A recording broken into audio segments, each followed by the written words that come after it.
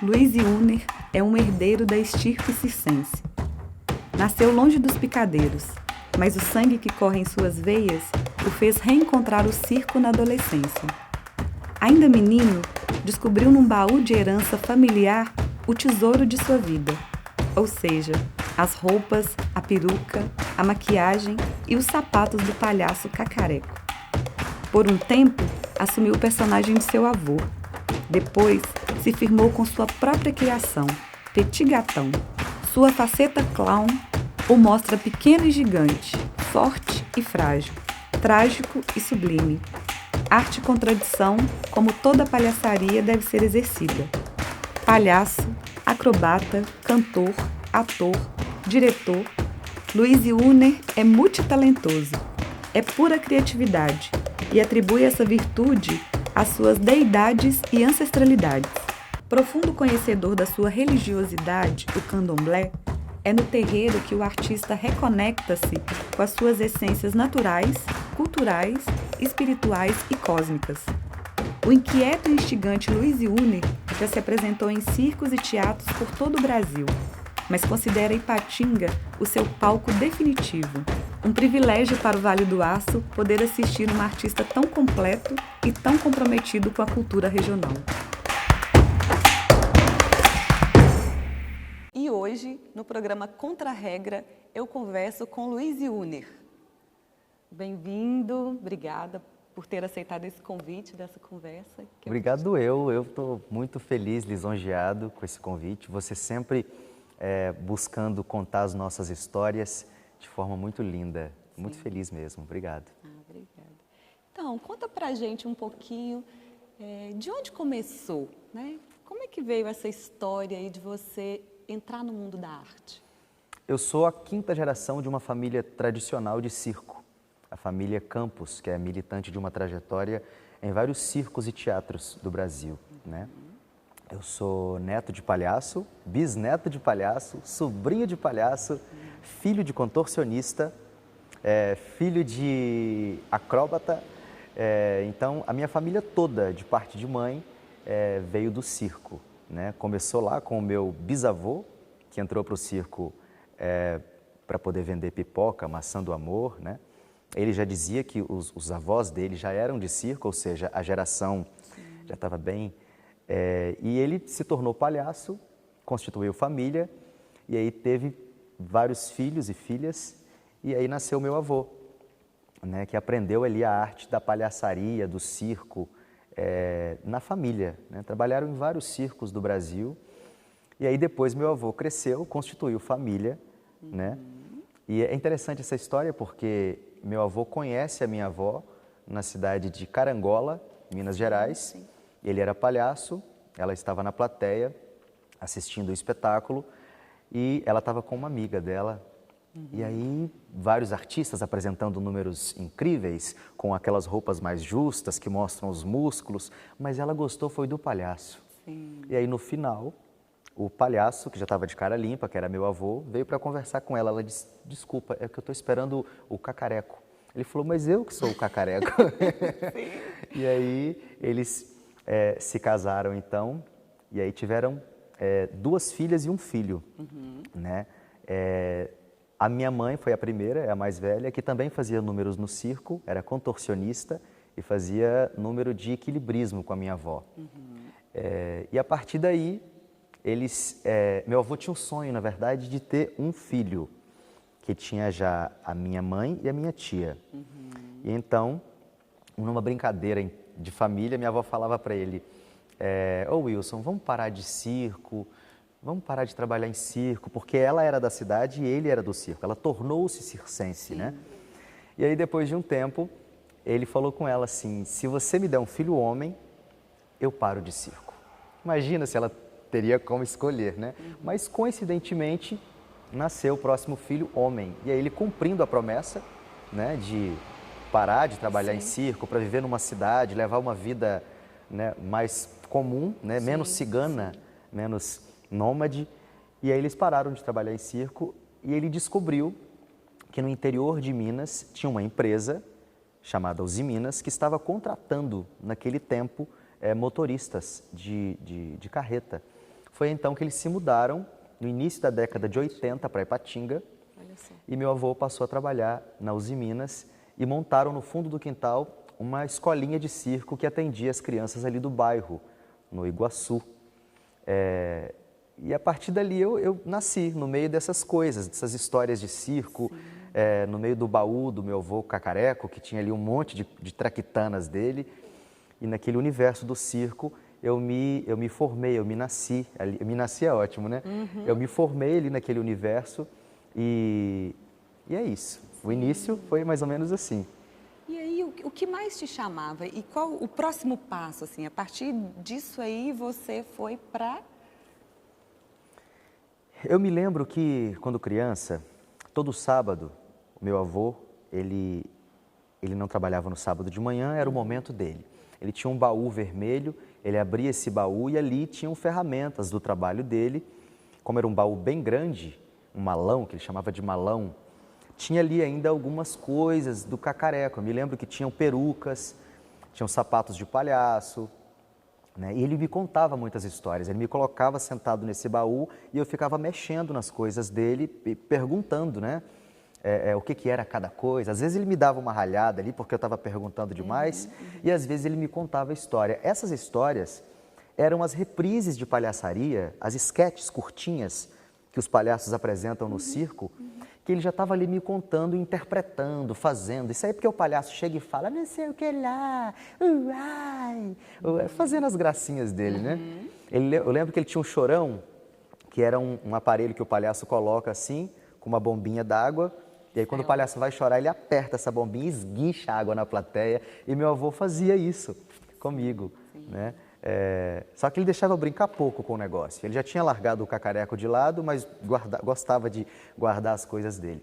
E nesse meu contato com essas histórias do meu avô, com essa vivência, poder tocar esses objetos, ouvir essas histórias, eu comecei a me enxergar nesse picadeiro que ele desenhava para mim. Né? Dizem que quem nasce de família tradicional de circo, nasce com serragem nas veias, né? Porque o picadeiro, que é o palco do circense, ele é formado de serragem, o pó de serra, né? Então, dizem que quem é de circo, quem nasce de família de circo, nasce com serragem na veia. Eu acho que isso é verdade, porque eu nunca mais consegui largar esse negócio. Desde criança me perguntavam o que eu queria ser e eu já sabia que eu queria ser um brincante de alguma coisa. Eu dizia que eu queria ser humorista, que eu queria ser palhaço. Na escola, nas apresentações, eu me destacava, sempre o mais atrevido, o que sabia, decorava primeiro, o que rendia mais nas coisas artísticas. Em matemática, eu era um fracasso, mas em história, português, geografia, no teatro, nas apresentações, aí eu me destacava. E aí comecei a fazer também teatro na igreja, fazia parte de um coralzinho da igreja, e ali a gente podia fazer a Paixão de Cristo, já era uma experimentação. Até que, trazendo aí esse legado da família, já tendo aprendido ali, dentro de casa mesmo, fazer malabarismo, acrobacias, ter experimentado um pouquinho do teatro, eu fui fazer de fato teatro para tentar aprender técnica, para me aprimorar. E eu entrei então na Escola de Iniciação Teatral Antônio Guarnieri, que é o 7 de outubro, né? Que é ali um celeiro, foi um celeiro de grandes artistas do Vale do Aço, passaram por ali. Eu tenho a maior felicidade de dizer que eu fiz parte daquela escola. Meus professores eram Clayton, com a assessoria do Anderson, né? Chamado de Neném, de forma querida. Também em outro momento eu fiz com o Zé Lopes, grande professor, José Lopes Sobrinho. E foi uma escola realmente, foi um aprendizado muito legal. Ali eu já fui trabalhar em circo. Né? Eu fui trabalhar numa temporada em um circo, que era o Real Moscou, da família Neves, do seu Reuter, da dona Dalva Neves. No retorno, eu conheci José Rodrigues. E isso eu tinha uns 14, 15 anos. Já tinha colocado o pé no mundo. Então, com 15 anos, chegou um circo na cidade. Deixa eu te contar e você isso, foi? menina. Não, deixa eu te contar isso.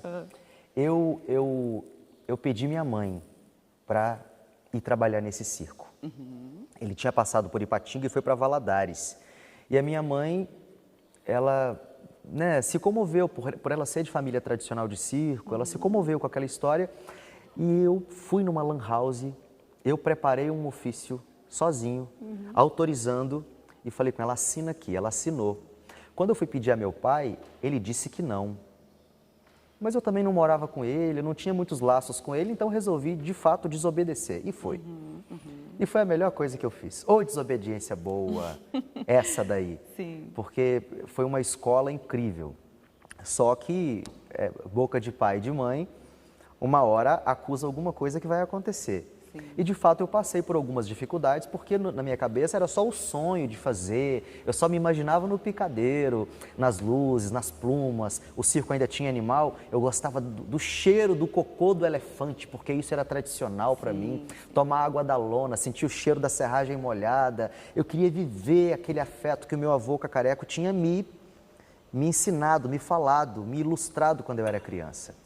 E aí você passou uma temporada em Valadares nesse circo e aí você retorna a Ipatinga. Como é que é esse retorno? Então, eu retorno a Ipatinga e conheço o José Rodrigues, que é o palhaço Risadinha, um querido artista, e ele teve acesso à minha história.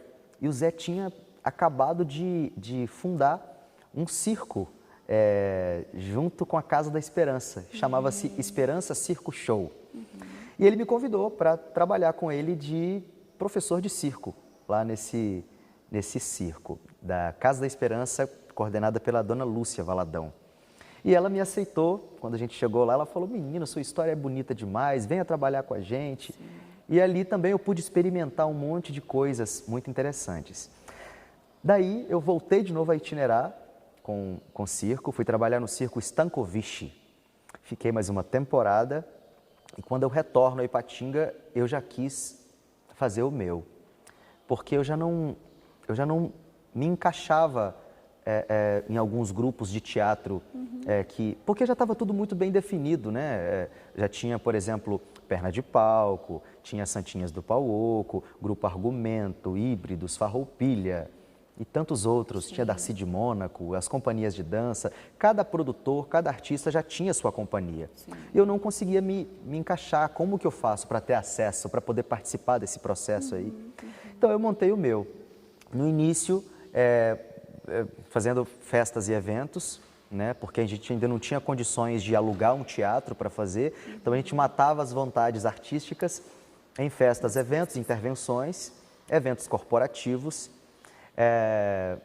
E aí a gente começa então a produzir os nossos próprios espetáculos, apresentar em festivais, em praças públicas, se inscrever nos editais que poderia. Mas e aí, de qual grupo você é? E eu não tinha nome de grupo, eu só sabia fazer. E aí nós pensamos em fazer Troupe Flying. Pensa nisso, Troupe Flying, palhaços voadores. Pode ser legal, hein? Troupe Flying. Porque todo mundo estava fazendo acrobacias aéreas e todo mundo fazia de nariz vermelho. Só que não é um nome que pega, né? A gente não tinha força para engajar esse nome, que vem até em inglês, flying, né? Isso não pega. Aí nós mudamos um tempinho depois, já em parceria com o Zé Rodrigues, Trupe Alegria. Depois de um tempo em Timóteo passou a existir Trupe da Alegria, né? Mas naquele período lá, em 2000, Trupe Alegria. Foi assim, por uns 5 meses a gente usou esse título, que também não pegava do jeito que a gente queria. Estava dando uma conotação de animação de festa, a gente queria entrar com um nome de um grupo mesmo, de teatro ou de circo, do que fosse, né? Então, decidimos montar um espetáculo chamado Circo Full. Seria o nome de um espetáculo. Sim. E aí, isso ficou tão interessante que Circo Full se tornou o nome da companhia, né? Que nós fundamos em 2006, 2007, e o Circo Full nasce junto com o Encontro de Palhaços de Ipatinga. O Circo Full e o Encontro de Palhaços de Ipatinga têm a mesma idade, porque nasceram no mesmo ano, e é o Circo Full que produz o Encontro de Palhaços de Ipatinga. E desde então, nós produzimos espetáculos, intervenções, viajamos o Brasil inteiro através de caravanas culturais, festivais, produzimos 20 espetáculos ao longo desses, quantos anos? 16, 15 anos, 15 anos, né? Produzimos 20 espetáculos e ganhamos vários prêmios em festivais, e a gente está muito feliz de ter mantido essa trajetória tradicional da família Campos, que era uma família que fazia circo-teatro, né? Tanto que depois de um tempo eu mudo o nome do Circo Full para Circo-Teatro Full. Minha família tinha essa característica do circo-teatro, né? Que é uma nomenclatura, onde na primeira parte do espetáculo era uma mostra de variedades, malabarismo, trapézio, tecido. Sim. E na segunda parte era geralmente uma comédia ou um drama, né? E aí nós temos grandes obras do melodrama, como a própria Sula Mavrudes conseguiu catalogar, né, grandes obras que estão aí eternizadas nesses livros e que eram feitas pela minha família. Então eu trago todo esse legado da mistura do circo e do teatro. Para mim não tem 50% de um, eu sou mais uma coisa, mais outra, porque isso nasce junto com a minha família, com a minha ancestralidade artística, né? E você conseguiu conversar com o seu avô, a sua mãe sobre esse fazer, sobre todas essas descobertas assim que você foi tendo? Você depois consegue voltar, porque você falou que do baú do seu avô que nasce esse encantamento por essa arte. É verdade. E isso volta de alguma forma depois com esse caminho aí que você... Volta demais, porque eu pude trabalhar para o meu avô assistir, né? Eu pude trabalhar para ele assistir. A minha mãe tem super orgulho do que eu faço. Eu nunca tive apoio da família, né? Para falar assim, minha família me ajudou, eles Mas também ninguém nunca me boicotou, me deixaram fazer o que eu queria fazer, né? E tem uma passagem que é bem interessante, que eu não tinha nome de palhaço, já fazia palhaço, mas não tinha achado um nome ainda. E para homenagear meu avô, um dia ele me contando essas histórias, ele falou, por que você não usa cacareco? Aí eu me senti assim, lisonjeado dele ter falado isso.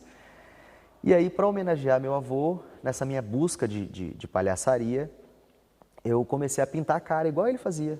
A boca branca com o preto, o olho de lágrima, o cabelo cacheadinho, com chapéu, a roupa xadrezona, aquele palhaço do circo tradicional, bem excêntrico mesmo, né? Colocava cabelos na meia calça para parecer que o palhaço tinha a perna cabeluda, o sovaco com peruca, chorava, bem caricato mesmo. E usando esse nome Cacareco, um dia o time Atlético Mineiro foi visitar a Casa da Esperança. E o meu avô era atleticano doente, ele gostava muito do Atlético. Se o Galo perdesse, ele dava febre emocional. Ele passava muito mal. E em todas as fotos que eu tenho dele de circo, ele está com a camisa do Galo, segurando a macaca, a Kátia, domando o leão, nos bastidores do circo, sempre estava com uma camisa do Atlético. E aí, eu fui apresentar nesse espetáculo oferecido pelo Esperança Circo Show para o time do Atlético Mineiro, na lona de circo, na Casa da Esperança.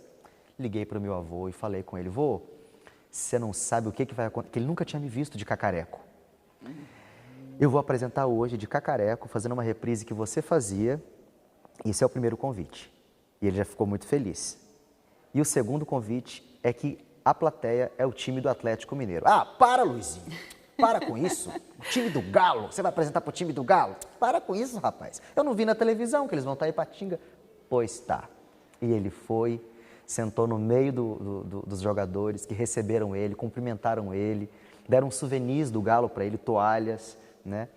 E ele, depois de um tempo, é interessante que ele morre um dia depois do Galo perder um campeonato. Que coisa, né? Sim. Essa história. Sim. O Galo perdeu um campeonato, meu avô morreu. Mas teve a oportunidade de ver você apresentando como Cacareco. Mas essa história eu conto com tanto prazer, com tanto orgulho, porque eu pude dar esse presente para ele, dele me ver fazendo uma homenagem a ele, de palhaço, e também estar com o time que ele gostava muito, né? Isso foi muito interessante. Então, essas memórias, eu sou muito tradicionalista do ponto de vista do resgate, né? Eu acho que a gente tem que caminhar, mas sem esquecer das nossas origens. Eu procuro conversar com os tempos atuais e com os tempos futuros, mas sem esquecer da minha história, da minha ancestralidade, porque é isso que formou o que eu sou hoje, né? Eu tenho muito esse apreço pela história, pela memória, pela tradição. É uma missão? Eu sinto que sim, é uma missão e um prazer, porque eu faço das coisas que me dão prazer o meu ofício, né? Eu não sou um médico que queria ser palhaço, eu não sou um advogado que queria ser dentista, eu sou o que eu queria ser, de verdade mesmo. Assumo as consequências da minha escolha, porque é muita dureza no país que a gente vive ser artista e viver só de arte, né? A gente passa por muitas situações, sobretudo nos tempos atuais em que estamos vivendo, mas isso não é algo duvidoso dentro de mim. Quando eu digo de vez em quando que eu me pergunto por que eu estou fazendo isso, é também para me ressignificar, mas não é tendo dúvida. A minha fé, a minha crença na arte, no que eu faço é inabalável. Não existe nada e nem ninguém que vai me tirar disso. Algumas pessoas me encontram depois de muito tempo e falam: Luiz, você ainda mexe com esses negócios de teatro? Sim. Né? Eu não mexo, isso é meu trabalho, é minha vida, eu faço isso o tempo todo. Né? Eu conecto a minha espiritualidade com o meu trabalho, com o meu circo, com tudo que eu faço. A minha vida é um encontro de todos os saberes que eu pude adquirir. Então eu levo isso. Né? Eu sou a mesma pessoa em qualquer lugar, com todo mundo, falo dos mesmos assuntos e é isso. Eu acho que sim, fazer folclore é uma missão, contar as histórias da minha tradição é uma missão, refazer as reprises clássicas que o meu avô fazia é uma missão. Contar essas histórias todas, eu estou costurando a minha própria existência. Quando eu conto as histórias das coisas que eu gosto, da popularidade da cultura brasileira, que encontra o circo, o carnaval, o samba, o baião, as cores variadas de todos os festejos, os folguedos, a festa do boi bumbá que está tatuada no meu braço. Isso tudo sou eu. A espiritualidade, o candomblé, tudo isso está aí no universo do Luiz E você já Júnior. levou esse essa missão, né, essas reprises, a sua família, para muitos lugares do Brasil, né? Muito, muito. Eu sigo aí uma tradição do circo que é a itinerância, né? É você montar um trabalho, uma trupe e ir itinerando e viajando. Hoje nós temos aí o benefício de algumas leis de incentivo à cultura e que através de caravanas culturais nós viajamos o Brasil inteiro através de um palco móvel. É um caminhão que vira palco e para em praças, em comunidades, inclusive em aldeias indígenas. E o Circo Full já levou, por exemplo, vários artistas aqui da região para esse passeio pelo Brasil para apresentar nesses lugares.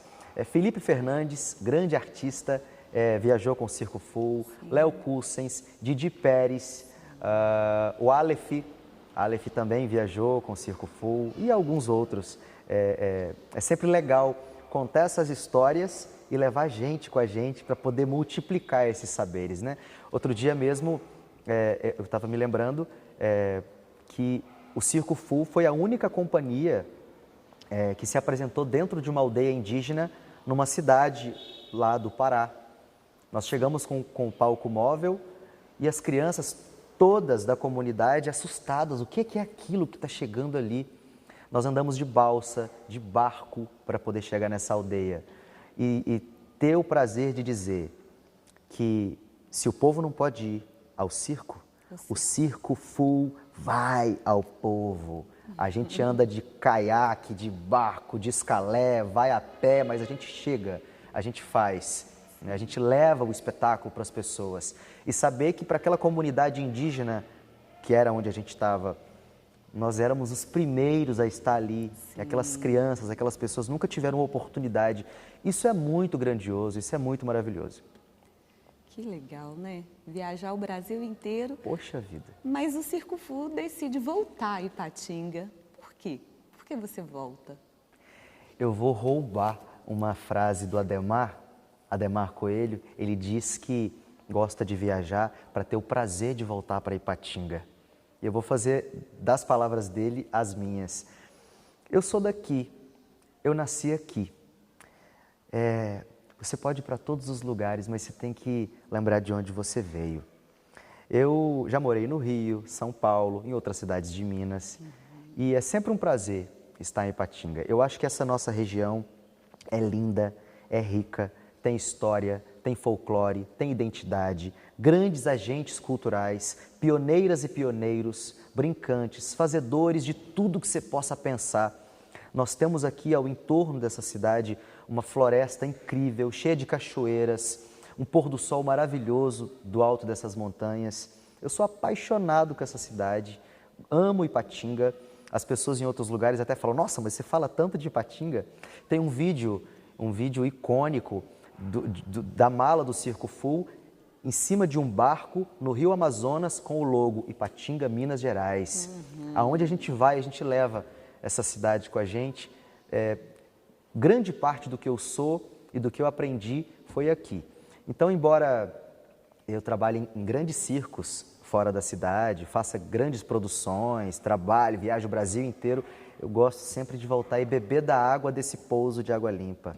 Aqui é a sua Porque casa. é a minha casa, né? É o pouso do passarinho. Eu sou o passarinho, aqui é o pouso do passarinho. Sim. E nesse Circo Full, né, você começou a falar que seu avô te deu de presente, né, o nome Cacareco. E esse nome ainda te acompanha? Esse nome, ele me atormentou durante muito tempo, que eu não sou o Cacareco. Aí entra um conflito grande da busca da sua identidade de palhaçaria, que o Cacareco, o palhaço não é personagem, é personalidade. Cada palhaço ou palhaça tem seu conjunto de características, seus arquétipos, com base nas suas vivências, rotinas, experiências. E escutando as histórias do meu avô, e ainda num processo de formação pessoal, da minha busca do meu palhaço, eu comecei a de fato imitá-lo. Claro que adaptando para o que eu estava vivendo, mas era uma imitação. E eu pintava o rosto como ele, me vestia como ele, tentava gesticular, lembrando como ele fazia. E isso começou a me inculcar muito, começou a me prejudicar, porque eu comecei a não me enxergar dentro daquele palhaço que já tinha sido vivido pelo meu avô. E eu começo então a minha busca. A minha primeira busca é mudar essa maquiagem, mudar esse figurino e não mais chamar Cacareco. E eu decidi fazer isso. Eu comecei a buscar um nome para o meu palhaço, me apresentava, mas não dizia nome, né? Eu buscava um nome para esse palhaço e não encontrava, porque eu queria um nome que fosse verdadeiro, que fosse identitário, que trouxesse quem eu sou, os meus inculcamentos e também as minhas vaidades, tudo que eu sou, né? Então, para conseguir um DRT, eu precisei concluir o ensino médio, que nessas minhas viagens na adolescência para circo, eu tranquei os estudos. Então, eu fui fazer um supletivo. Eu gosto de contar essa história. Lá no SESEC, ali em frente à prefeitura de Ipatinga. E aí, eu estava no finalzinho já para conseguir concluir o ensino médio. Um professor de inglês e francês que me acompanhava, ele me chamava de Petit na sala de aula. Ô Petit, ele que brincava comigo, né? Às vezes, Little Man, ele brincava comigo assim, a gente tinha essa liberdade. E um dia, numa mostra de talentos do SESEC, ele foi me apresentar para o público. E agora com vocês, o palhaço... Eu não tinha dito um nome de palhaço para ele. O palhaço Petit, ele me anunciou como Petit. Eu entrei, fiz o meu número, torci meu pé. Não foi um batizado legal. Torci meu pé nesse dia, tinha mais 2 cenas para entrar, vim mancando, já usei aquilo como um elemento. Arte, né, daquilo. E ali eu fui embora sentindo aquela dor do pé, encucado com esse negócio do petit. E petit em francês é pequeno. E isso já traz muita coisa da minha identidade. E o palhaço, por investigar a sua própria diferença, o que te difere do outro, o que já te causou bullying, dor, incômodo, comentários, piadas, é o meu tamanho, no meu caso. Cada um tem as suas coisas, no meu caso era o meu tamanho. Quem me olha, a primeira característica minha é o fato de eu ser baixinho, tenho 1,57 m. Então, isso era uma característica muito grande. E não foi eu que dei esse nome veio para mim, eu recebi. E eu me entendi como Petit e comecei a usar Petit. Inclusive, eu me lembro de um post nas redes sociais na época que eu coloquei que em 2008, Cacareco vai virar Petit. Eu comecei a me apresentar como Petit, aí foi um desdobramento para chegar no Petit Gatão. Eu comecei a me apresentar como Petit, só Petit. Na época, estava muito no auge a sobremesa, o petit gâteau. E as crianças nas apresentações ali, depois de um tempo eles... Ô, petit gâteau! Sim. Quando eles começaram a me chamar de petit gâteau, Te veio. me veio uma piada. Petit gâteau, mas para as meninas, petit gâtão. E aí virou piada. Sim. A piada do petit gâtão virou nome. E eu acho que é isso mesmo, eu sou o petit gâtão. Ficou mais confortável. Fiquei muito confortável. E a partir daí eu descobri a minha identidade. Comecei a fazer do meu jeito, no meu tempo, com o meu repertório, criando ali as minhas rotinas. E a minha vida na palhaçaria fez isso. Porque eu já não estava tentando mais desdobrar uma fórmula que não era minha. Eu fui caminhar do meu jeito, né? E aí vem o petit gâtão, que é esse palhaço que é o grande primor da minha vida. Sim. Acima de qualquer coisa que eu tenha vivido no teatro, eu tenho o petit gâtão como o meu mentor artístico, né? É através do petit que eu posso laboratoriar, vivenciar, experimentar, né, tudo que me vem de encucamento. É ele que me embala, que me traz viço, lume, brilho, essa capacidade de transmutar dor em alegria, em conforto, em poesia, em mensagem, em polemizar uma questão. O petit vem, de fato, para me sublinhar. E ele me aponta dedo na cara, você tem que ver, é quase que uma entidade.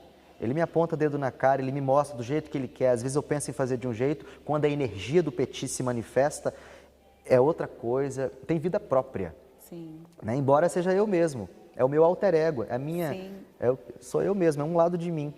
Eu amo esse palhaço. Ai, que bacana. Nossa, eu agradeço profundamente essa partilha, né? Você contar essa história e vida longa ao Circo Full, vida longa ao Petit Gâtão. Ah, vida longa. Muito obrigada. A você, aos seus projetos, a sua arte, a sua força, a tudo que você documenta e você deixa registrado para as futuras gerações, uma gama de conhecimentos, de saberes. Isso é bonito demais, eu me sinto lisonjeado de participar. Luiz, eu agradeço muito a sua participação aqui no Contra a Regra e a vocês que estão nos assistindo, eu convido a se inscrever no nosso canal, ativar as notificações, curtir, compartilhar e até o próximo Contra a Regra.